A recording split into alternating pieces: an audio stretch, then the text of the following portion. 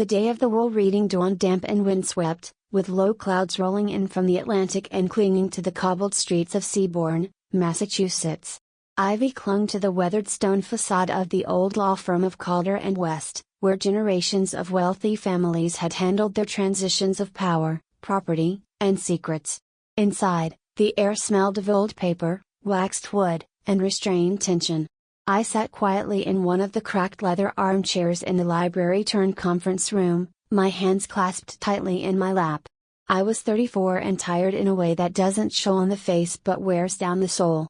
Beside the fireplace stood my cousin Malcolm Greaves, tall, suited, and smug, looking every inch the heir he was always told he'd become. He paced like a man waiting to inherit the kingdom, and in a way, he was. Everyone in the room knew it. And I, Ren Delaney, the girl who chose art school over finance and restoration over real estate, was just here for formality's sake. "Miss Delaney?" came the soft voice of Mr. Barron, the family's long-standing solicitor. He adjusted his spectacles and peered at me with a strange mixture of pity and professionalism. "We're ready to begin." I nodded and sat up straighter, bracing myself. Malcolm received everything we expected him to: the Greaves estate in northern Maine, full control of the shipping conglomerate our grandfather had spent 50 years building, the hunting lodge in Vermont, and enough assets to live in comfortable aristocracy for several lifetimes. Mr. Barron turned a page. "And to Miss Ren Delaney," he said, pausing for a breath, "your grandmother bequeathed the oil painting known as Forest Echoes, currently hanging in the East Wing Gallery at Briarwall." Silence. "A painting?" Malcolm snorted. "Seems fitting," he muttered, crossing his arms. "A painting for the painter. Maybe you can hang it in your little workshop." I didn't answer him. I was still processing. That was all? My grandmother, the woman who used to secretly mail me books on ciphers and puzzle boxes when I was a teenager? Who always asked about my work, even when the rest of the family only pretended to care? The woman who once whispered in my ear at a family gala, "You see the things we're all too blind to notice." All I received was an obscure piece of wall art? "There's a condition," Mr. Barron added quickly, sensing the shift in energy. "The painting must be collected within 5 days. Personally. No intermediaries." Malcolm waved a dismissive hand. "Let her have it. It's probably worth nothing." I stared down at my folded hands. I had seen Forest Echoes only once, years ago, during a long, wandering Christmas at Briarwall when I was still in college. It had caught my eye then, a moody woodland scene, full of twisting trees and strange shadows. At the time, I chalked it up to odd brushwork. But now I wasn't so sure. Later that afternoon, I drove down the winding cliffside road to Briarwall Estate, the family's ancestral home perched over gray Atlantic waters like a brooding sentinel. The groundskeeper, Lewis, let me in with a knowing nod. "Knew you'd be back," he said simply. Inside, the house was cold, quiet, and tinged with the absence of its matriarch. My grandmother Evelyn had lived here until her final days, and even though she had died peacefully, something about the place felt like it was holding its breath, like it still had something left to say. I found Forest Echoes in the East Gallery, exactly where I remembered it. Tall, wide, and thickly framed in dark walnut, the painting depicted a dense woodland under a silver moon. The trees leaned unnaturally, their branches curling like skeletal fingers, and hidden among the brush were symbols, shapes that didn't quite belong. Squares. Circles. Spirals. Triangles. Perfectly geometric. Too perfect for the chaotic strokes of nature. "Your grandmother used to stare at that for hours," came a soft voice behind me. I turned to see May, the longtime housekeeper and the closest thing I ever had to a maternal figure. Her dark curls were streaked with silver now, but her eyes were sharp as ever. "Did she say why?" I asked. May shook her head slowly. She'd trace those shapes with her fingertips over and over, murmuring numbers sometimes. We all thought the illness was getting to her in the end. But now, I'm not so sure. Together, we lifted the painting from the wall. As I wrapped it in one of the quilts May had saved from my childhood bedroom, I noticed the brush strokes shimmered faintly in the low light. "Do you see it too?" I whispered. May nodded. "Whatever she left you, it wasn't just a painting." Back in my tiny walk-up apartment above a used bookshop in downtown Seabourn, I unwrapped the painting and hung it on the only wall bare enough to hold it. The moment it was up, the room felt different. Almost electric. I turned off the lights and sat with a mug of black tea, staring into the scene. At first, it was just art. Then, slowly, the forest began to move, not literally, but optically. Like the longer I looked, the more the trees seemed to rearrange themselves. The geometric patterns began to make sense, not as art, but as information. A cipher. My heart began to race. I'd studied historical encryption systems for a thesis once, everything from Masonic symbols to Fibonacci-based layering. The symbols and forest echoes weren't random. They were layered, sequenced, repeating in sets of 3, then broken with primes. I started sketching. Within an hour, I had 3 sequences of numbers. I flipped open my laptop, typed in the artist's name, and came up empty. H.M. Eves, a name that had no exhibitions, no auction records, no gallery mentions. Almost as if it had been created specifically for that one piece. Then my phone buzzed. Malcolm. I let it ring out. Then a message popped up. Don't be ridiculous, Ren. The painting is valuable. Let's make a deal. Name your price. I stared at the screen, stunned. He had laughed at it just hours ago. Now he wanted to buy it? Which meant he knew. I was still processing when a knock came at the door. Late. Nearly midnight. I peered through the peephole. It was Malcolm. His perfect suit was disheveled. His tie hung loose around his neck, and his hair looked like he'd dragged his hands through it a dozen times. Ren, he said, voice low but intense.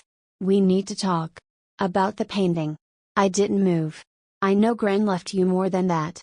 There were instructions. We didn't know. But you need to give it to me now. My pulse quickened. No, I said, my voice firm. You got everything else. This is mine. His eyes hardened. I'll give you $10 million for it.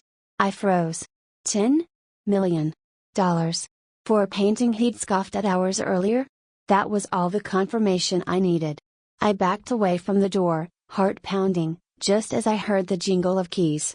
He still had a copy, from when I was sick 2 winters ago. I raced to the wall, tore the painting down, and ran to my bedroom, locking the door behind me. From the other side of the apartment, I heard the front door creak open. Ren, he shouted. Where is it? I flicked on my bedside lamp, breathing hard. The painting gleamed under the light. And then I saw it. The shapes I had traced now aligned into a map. A real map.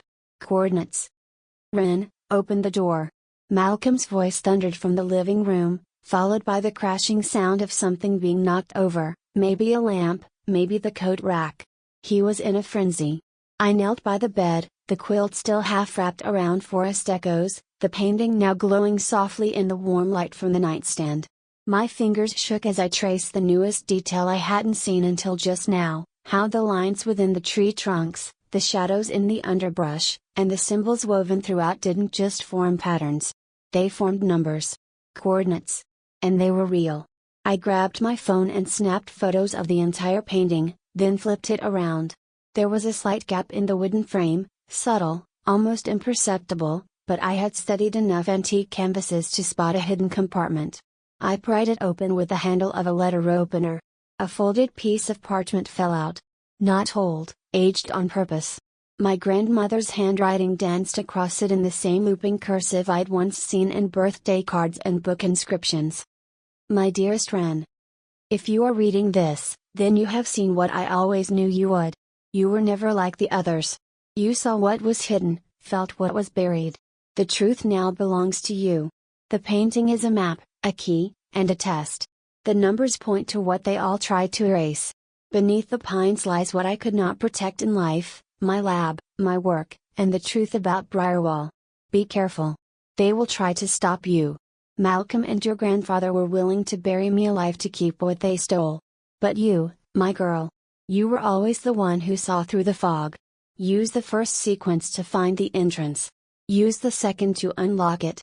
And remember, they only win if you give up before the truth sees daylight. With all my love. Evelyn. I read the letter 3 times, each time hearing her voice more clearly, feeling the echoes of our late-night chats, the quiet stories she used to whisper when no one else was listening. A loud slam snapped me back. Malcolm was outside my door now, rattling the knob. "Eliza, open it or I swear."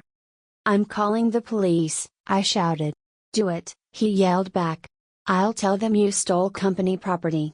That painting doesn't belong to you." But it did. It was in the will. And now I understood, it wasn't just a painting. It was a blueprint of betrayal. Malcolm's footsteps retreated. Then, the front door slammed. Silence. I waited for 5 minutes before creeping out. The living room was a mess. Books scattered, chair overturned, glass shattered from a broken vase. But the painting, and the letter, were safe. I packed quickly. My laptop. The painting wrapped tightly in the same childhood quilt. My notebook. A flashlight. One change of clothes. I slid the letter into a file folder and locked it in my bag. When I stepped outside into the night, the air was still and cold, the kind that clings to your skin like warning. I didn't see Malcolm. But a black SUV idled across the street. I kept driving until the coast faded into farmland and the roads narrowed into winding tree-lined paths. The GPS marked the coordinates from the painting, somewhere near a forgotten stretch of land in northern Vermont. I recognized the name from the letter, Addison Pines. The land had once belonged to Evelyn under her maiden name, Addison, before it was absorbed into the Greaves family property holdings. Somehow she'd managed to hide it, tucked under fake LLCs and dormant trust deeds. The drive took nearly 5 hours with the detours I made to shake the SUV. Twice I turned sharply off main roads, doubling back along logging trails. I knew Malcolm was tracking me, and I wasn't going to lead him straight to her secrets. It wasn't until the sun cracked over the horizon, spilling golden light across the frostbitten trees, that I arrived. Addison Pines looked like nothing at first. Just acres of wild grass, pines curling into the mist, and a dilapidated farmhouse hunched near the tree line like it was hiding something. The land felt forgotten. But as I stepped out of the car, quill-trapped painting in hand, a strange familiarity settled into my bones. The slope of the land. The tilt of the trees. The stone fence half buried in moss. It matched forest echoes. Not the painting's subject. Its map. I wondered, comparing details, the bend in the old fence, the pattern of pines that tilted left, the boulders that seemed random until I aligned them with the painting. That's when I saw it. A storm cellar door, rusted and covered with decades of overgrowth. I yanked back the vines, my gloves sticking with sap and frost. Hidden beneath the soil and rock was a small keypad. I pulled out Evelyn's letter and entered the first sequence of numbers. The keypad blinked. Then hissed. The door creaked open. I descended a narrow metal staircase, the air thick with cool dampness, until I reached a steel vault-style door embedded into the earth. Another keypad. I entered the second sequence. Click. Whir. The door slid open with a hydraulic groan. The room beyond was bathed in sterile white light, motion activated. It wasn't just a lab. It was a sanctuary. A long, vaulted chamber with polished floors, reinforced walls, and rows upon rows of steel drawers, filing cabinets, and servers that hummed softly in the stillness. Shelves lined with blueprints and patents, some labeled Addison Technologies, others marked with nothing but alphanumeric codes. In the center stood a drafting table. Upon it, a half-finished prototype of something that looked like a water filtration system mixed with a power grid, a device decades ahead of its time. I couldn't breathe. Everything Monroe Shipping had built wasn't theirs. It had been hers. All of it. Then I heard the voice. Well, I always said you were the clever one. I spun around. Malcolm stood at the base of the stairs, flanked by a man I hadn't seen in years. My grandfather. Supposedly dead for the last 2. He looked older than I remembered, but sharp-eyed. Controlled. You faked your death, I whispered. He smiled, cold and smooth. Sometimes disappearance is the best form of preservation. You led me here, I said. The will. The painting. It was a setup. We couldn't get past the locks, Malcolm added. She changed them. We knew only someone with her blood and her instincts could crack it. And you just gave it to us, Grandfather said with a smile that made my stomach churn. You won't get away with this, I said, backing toward the console where Evelyn's blue journal lay. We will, Malcolm said.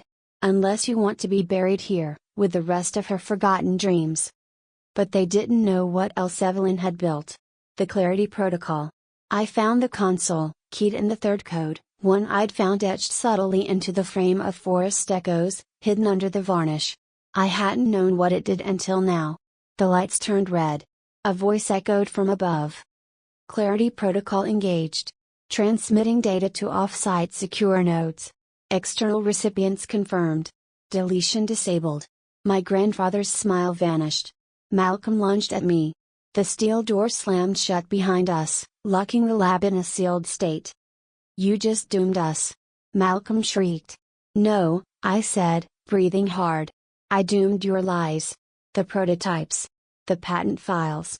Every document in the lab was now being transmitted to regulators, tech journals, watchdog agencies, and every major news outlet in the country. They could no longer hide what they'd buried. Evelyn had made sure of it. And now I had fulfilled her final request. The media storm broke faster than anyone expected. By the time the sun reached its peak that same day, headlines flooded every major outlet. Greaves dynasty exposed, inventions stolen from secret underground lab. Deceased matriarch Evelyn Addison's work surfaces in historic data leak. Decades of fraud? Greaves shipping accused of intellectual property theft.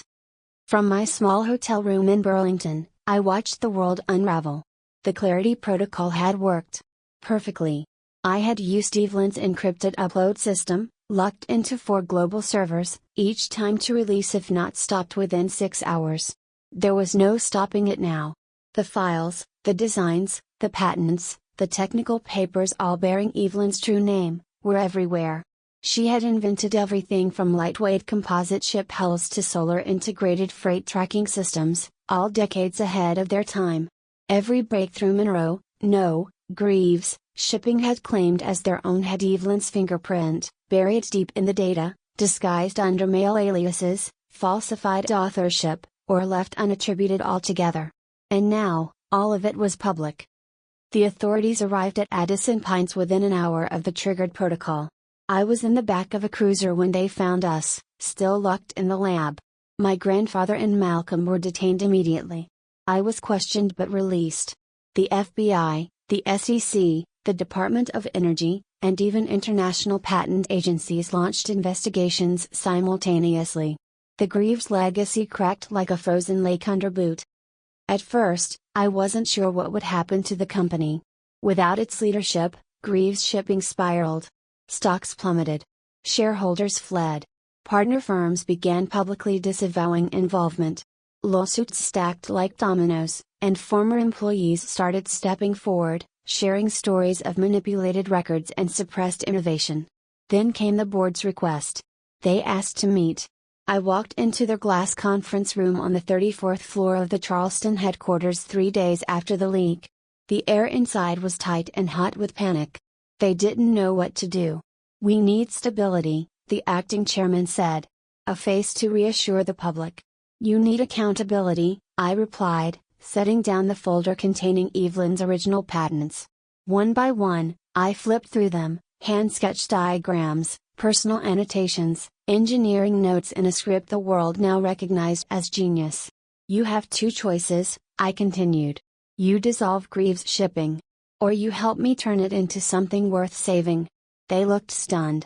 You're not asking for control? One board member said cautiously. I'm not asking for anything, I said, calm but firm. I already have it. Evelyn made me the legal beneficiary of the Addison Trust. That includes her entire patent portfolio, nearly 67 active designs you rely on for every inch of your global supply chain. Another silence. Then the chairman spoke. What do you propose? And so, or Maritime Innovations was born. The name was Evelyn's, scribbled at the back of her diary, an idea she never got to pursue, a company guided by integrity, brilliance, and transparency. Aurora wasn't just a rebranding of Greaves shipping. It was a restructuring from the bones outward. Every fraudulent patent was officially corrected to reflect Evelyn's ownership. An open letter was released, signed by the new board, publicly acknowledging her as the true architect behind the company's success. Compensation funds were established, one for undercredited engineers who had worked in silence, and another for inventors whose work had been suppressed under NDAs or stolen through shell corporations by my grandfather's executive team. I also requested that Evelyn's name be permanently engraved into the corporate headquarters, a tribute and a warning. In the weeks that followed, my life changed faster than I could process. Reporters hounded me for interviews. Think tanks wanted my insight. Universities reached out asking to add Evelyn's work to their syllabi. I declined most of it. This wasn't about fame.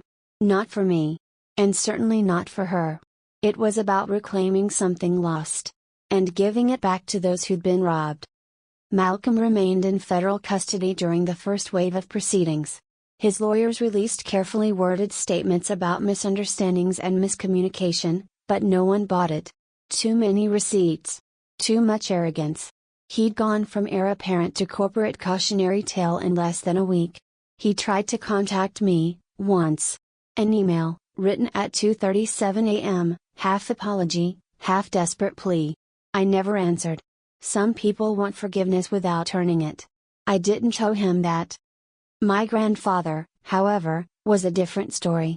He hadn't spoken since the day we were found in the lab. At first, I thought it was guilt. Later, I realized it was calculation. He remained completely silent during the hearings, the interviews, the trials. Every time he was asked a question, he said nothing. As if by pretending to be empty, he could escape the reckoning. But silence doesn't erase truth. The court ruled that he was unfit for trial due to a neurological condition. I wasn't sure I believed it. But it didn't matter anymore. Evelyn had won. And I had helped her finish the final chapter. 1 month later, I found myself back at Addison Pines. The government had officially released the property to me as the inheritor of the Addison Trust.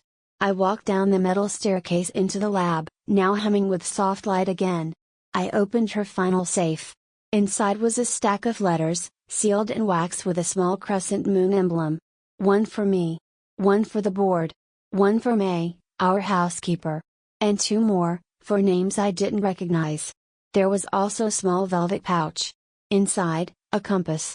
The same one she used to carry in her coat pocket, which she claimed didn't point north, but toward destiny. Her letter to me was brief. Myron. The storm was always coming. But I never feared it, not because I thought I could stop it, but because I knew you would stand in its eye. You saw through the fog when no one else did. You trusted your instincts.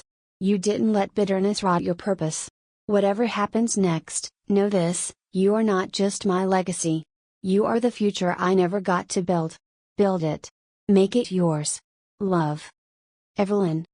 After I left the lab, I walked to the edge of the hill behind the farmhouse, where the forest stretched for miles in every direction. The same forest from Forest Echoes. I took the quilt-wrapped painting from the car and carried it to the center of the field. I didn't bury it. I hung it in the new research center we'd started building there, Aurora's first field station. The geometric symbols in the trees were now part of company branding. A nod to truth. A puzzle for the next generation to solve. I'd once thought my inheritance was a joke. A worthless painting from a family who barely remembered I existed. But now? Now I saw it for what it was. Not a painting. A key. Not a consolation prize. A challenge. Not just art. A map to revolution. 3 months later, the towering glass sign outside what was once the Greaves corporate headquarters came down with a ceremonial clang. In its place, a new emblem rose, a silver crescent moon inside a woven ring of symbols, each pulled from Forest Echoes, now the official seal of Aurora Innovations. What began as a scandal was transforming into a movement. The story of Evelyn Addison, the genius buried by a legacy, had ignited something far beyond my imagination. Her name was now spoken in boardrooms, classrooms, and international conferences, not as a footnote, but as a pioneer. And I, her granddaughter, had become something unexpected. Not just her successor. Her continuation. It started with a single program, the Evelyn Foundation for Forgotten Creators. It provided funding, legal aid, and visibility for inventors, especially women and marginalized thinkers, whose work had been dismissed, buried, or stolen, just as Evelyn's had been. In its first 6 weeks, we received over 800 submissions from across the globe. Some were half-formed sketches. Others were working prototypes collecting dust in garages. One came from a retired chemistry teacher in Iceland who'd invented a self-healing plastic compound in the 90s but couldn't afford to patent it at the time. We funded her lab the next day.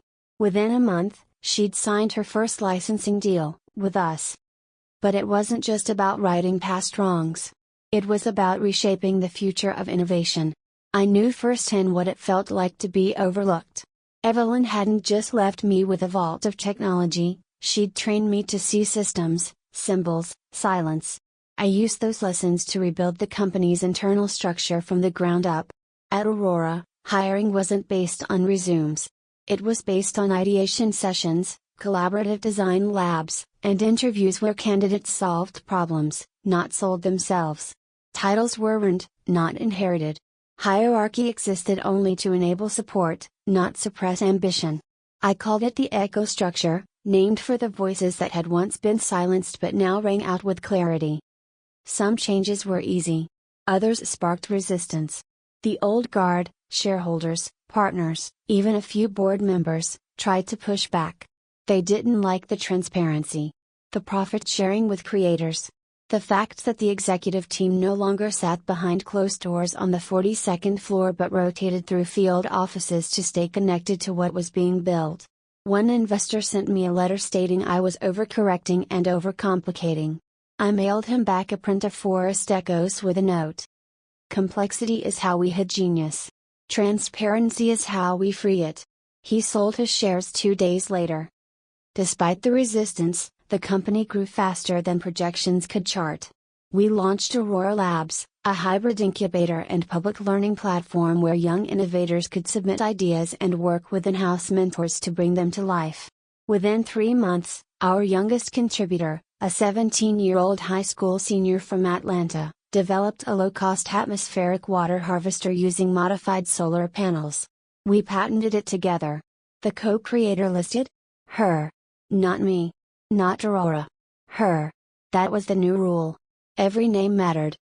The day I moved into Evelyn's old home at Addison Pines was quiet and cold. Fog rolled through the fields, just like the day of the will reading. But everything had changed.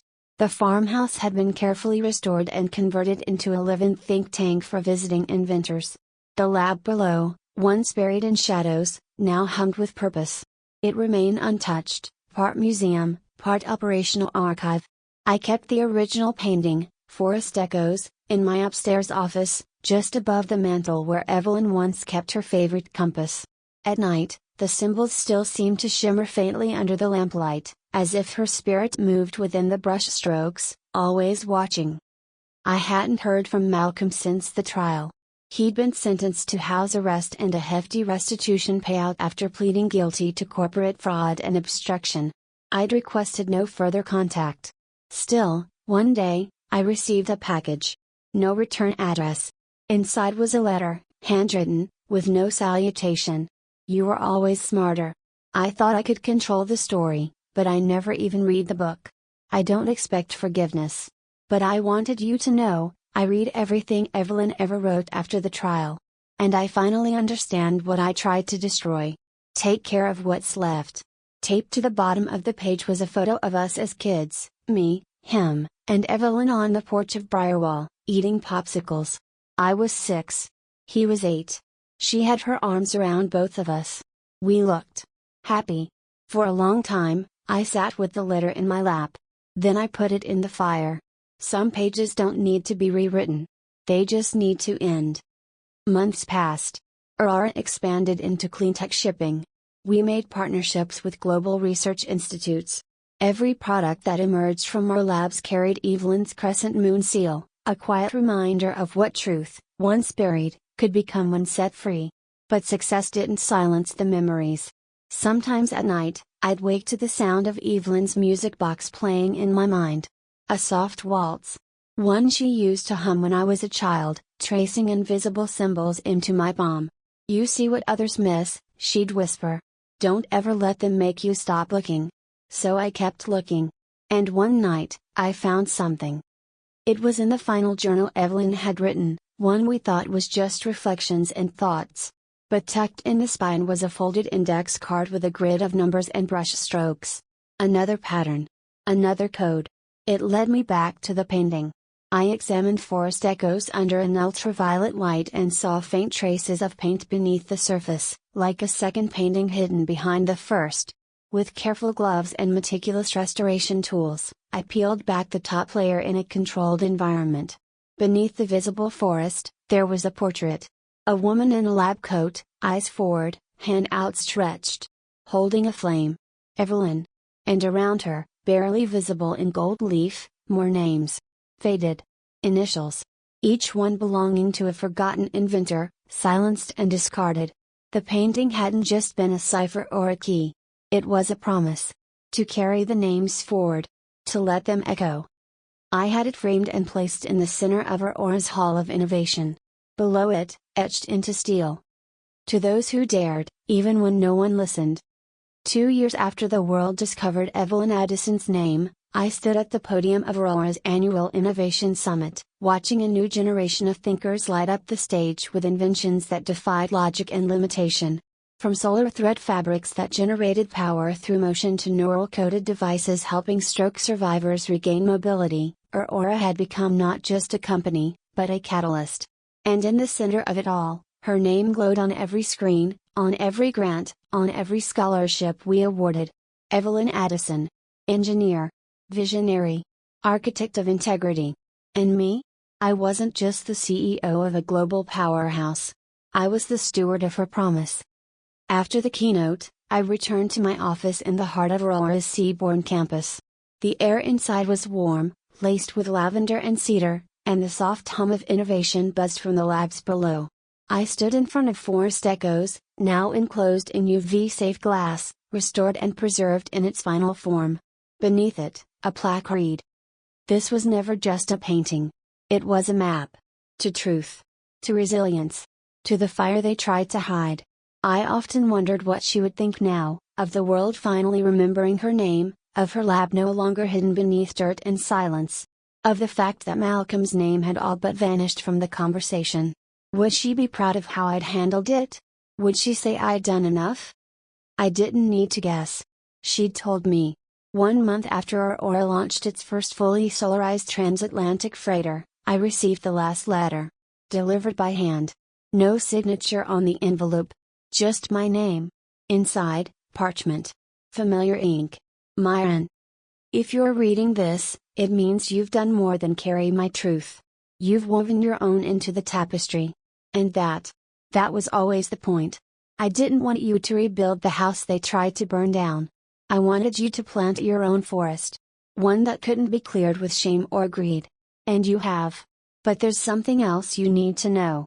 When I painted Forest Echoes, I wasn't just hiding messages. I was healing. Every brush stroke was a scar rewritten. Every symbol a memory they tried to erase. I wasn't building a map for the world. I was building one for you. To remind you, you were never just my granddaughter. You were my echo. And echoes carry farther than the original voice ever could. All my love. E. I wept quietly that evening, not because I missed her more than usual, but because I finally felt the weight lift. For years, I had carried her loss like a backpack filled with stones. Now, I realized it had been wings the whole time. Somewhere in the layers of Aurora's work, a new story had begun. We launched a rolling exhibition called The Erased Women of Innovation. Every month, a different museum hosted it. Evelyn's blueprints stood beside designs from others like her, names history had forgotten, now etched in light and sound for all to witness. Students wrote essays about her. Kids sent drawings. One little girl in Tokyo sent a handwritten note that simply said, "I want to build like Evelyn." And I whispered, "You will." I still kept the farmhouse at Addison Pines. It became my sanctuary. A few weekends each month, I drove there without any staff or meetings. Just me, the pine-scented air, and a fireplace crackling below the stars. One evening, while sorting through archived designs in the lab, I came across something odd. A design I hadn't seen before. Labeled in Evelyn's scrawl, Project Amara. There were sketches of a machine I didn't recognize, a kind of resonance scanner, built to detect energy patterns in ecosystems. It looked like science fiction. Except the parts were real. Stored in the shelves behind the design. No notes on why she made it. No indications what it was for. Just a single post-it inside the file. Not for them. For her. One day. Me? I began assembling it piece by piece. Some parts required modern equivalents, others had been preserved perfectly.